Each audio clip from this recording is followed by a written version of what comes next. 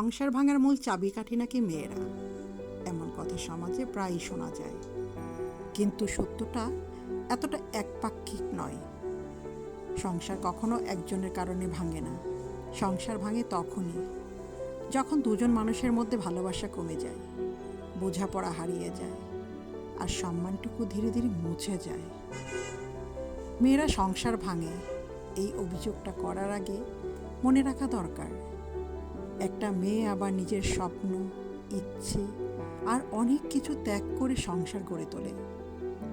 সংসার টিকে থাকে তখনই যখন দুজন মানুষ একে অপরকে বুঝতে চায়, সম্মান দেয়, আর ভুল হলে ক্ষমা করতে শিখে। সংসার ভাঙার চাবিকাঠি কোনো এক পক্ষ নয়। সংসার ভাঙে তখনই যখন সম্পর্কের ভেতর থেকে ভালোবাসা আর বিশ্বাস হারিয়ে যায়।